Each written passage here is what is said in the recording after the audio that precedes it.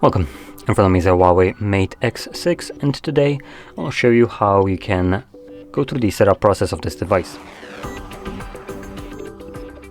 So to get started, when you boot it up for the first time, you will be presented with that screen where you get to select your desired language, though it is kind of shown in a very odd way in these bubbles that you get to scroll down on.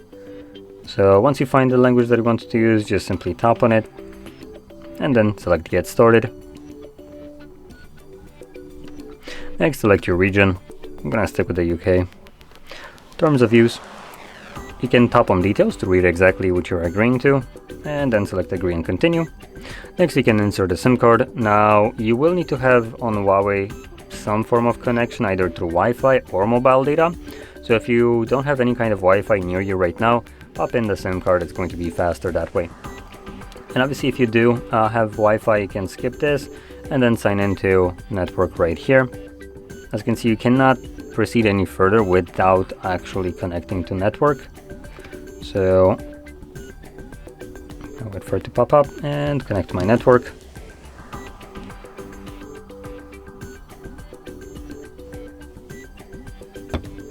There we go.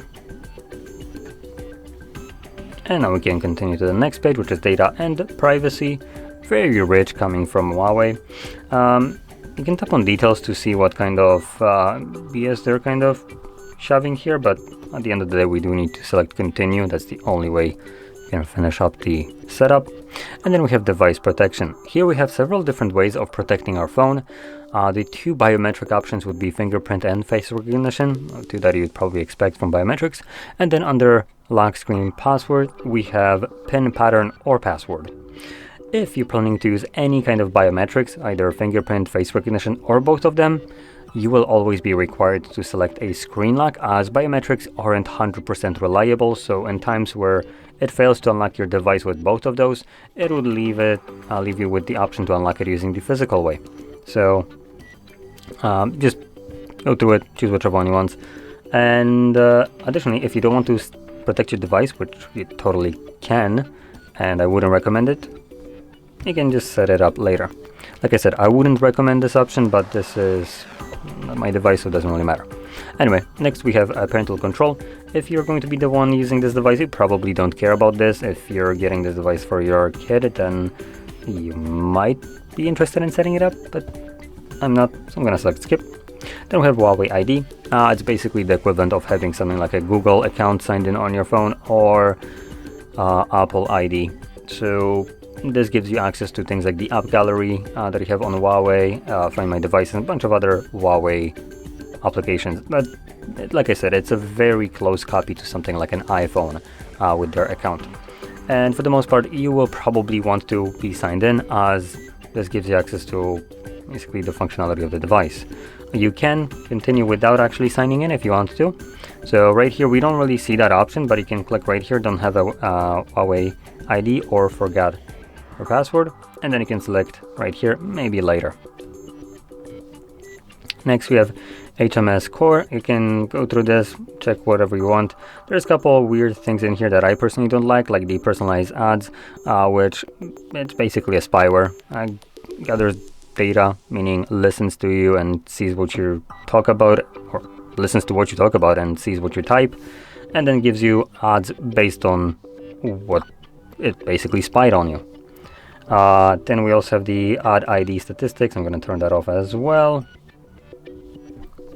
And the last thing is the auto update. It's completely up to you if you want your device to be automatically updated, although this actually just refers to the HMS Core. So I'm just going to keep it as it is. Let's select next, and here we have enhanced services. Now we can go through this and see how enhanced they are and agree to it or not. I'm going to select no thanks. User experience improvement programs. Again, this is just more data gathering to help the company improve by selling your data. So later. Share analytics. Again, this could have been probably clamped up with the previous option. Later. Location services. You might turn that off by selecting later, but there is a lot of applications that require any kind of location services, otherwise they will just not launch as long as they can't get that. And some of the applications, even when you open them up and you get this pop-up to allow location, all that stuff, some applications will even give you shit for selecting only this time, or for instance while only using application. And again, they won't work even when they have access to the location, but not permanent one, which at that point I recommend just uninstalling that kind of application. There's no reason any app needs permanent location access when you're not using it. Next, we have keep your software up to date. And just a note to update for your device. If you want, you can select enable and continue. If you don't, select update manually and don't enable. And next we have data import. Here you can import all your old applications, photos, contacts, messages, all that stuff from your old phone to this one. And you would basically go through the setup right here. So we have move data from another device. This would be using a phone clone application. I think that's what Huawei is using, or phone switch, whatever they're using. They have their own application and it will tell you what to get. And the reason I'm kind of focusing on this a little bit more is because the application that will tell you to download right here, you might look for it on Play Store if you have for instance, like other Android device that you're switching from. And the application that you will find on Play Store is severely outdated by like several years, and it will not work. So you will need to look for it on the browser, and I believe it will redirect you to the Huawei website where you can download it. It's their official website. That's the application that you will want to get, as the one on Play Store is just not going to work for you. And additionally, if you aren't planning to move over any kind of data, you can click right here, set up as a new device, and then choose your navigation style, or actually you can change it from the gesture that it enables by default. So it lets you learn it if you haven't used it before. If you click finish, it's going to keep gestures, and if you want to change it, you would click right here, change navigation method, and then it changes it to the 3-button nav. You can click on finish.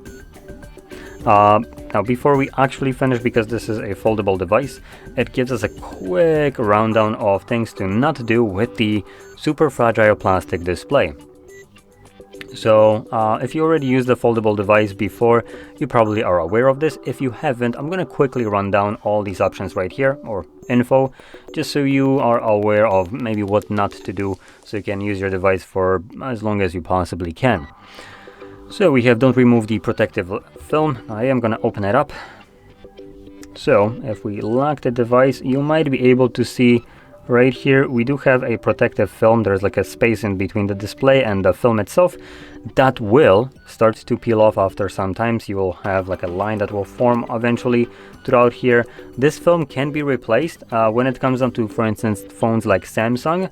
They are offering replacements for their obviously for their phones as long as they're on warranty for free, and later on it was just like a small charge. I don't know if Huawei does the same thing, so that's something that you might want to look into, but I'm pointing it out as I know that Samsung, for instance, offers this. I would assume that Huawei does the same thing.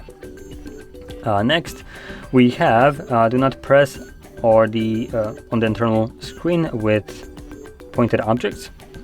So this again, I'm gonna kind of point out to Samsung. Samsung has a support on this display for their pen. So you can actually use a pen on there that is supported for that device specifically. Here, I don't think there's any kind of support for any pen on these foldable devices. And furthermore, you don't want to press anything that has any kind of hard point on it. Now, even your fingernail can damage the plastic display, as it is severely, like, super fragile. So any kind of hard press on it will make an indent. Now, you can technically like scuff it up with your fingernail at some points, and it might not damage it, as the protective film is also a bit soft, so any kind of dent on it might just be on the screen protector, and when you replace that, obviously put a new one, it wouldn't be visible anymore. So just kind of wanted to point that out. Then we have do not press hard on the internal camera or where the screen folds. So, and self-explanatory. And slight creases and sounds are normal. Now, this is a relatively new device. Let's see if there's any kind of sound after Well, before I do so, I'm gonna deselect all the garbage applications by clicking twice. Next. So let's give it a moment. Okay, so let's see if there's any kind of creasing sounds. Okay, right now there is none. Like I said, this is a very new device. The reason I'm pointing that out is because, again, from my experience using a Fold, I think it was 4, after sometimes you might start hearing the crease kind of like have a sound to it when you're folding it. It's normal, it's not like getting damaged or anything like that.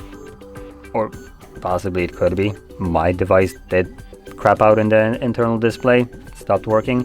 But I'm pretty sure that that one is just how it's intended to sound after a couple of folds. Just, components will shift around, so you shouldn't really worry about it. And as long as it's on warranty, obviously any kind of screen damage that would happen from folding will be covered by warranty anyways, or should be. So, with that being said, hopefully you found this very helpful, and if you did, don't forget to hit like, subscribe, and thanks for watching.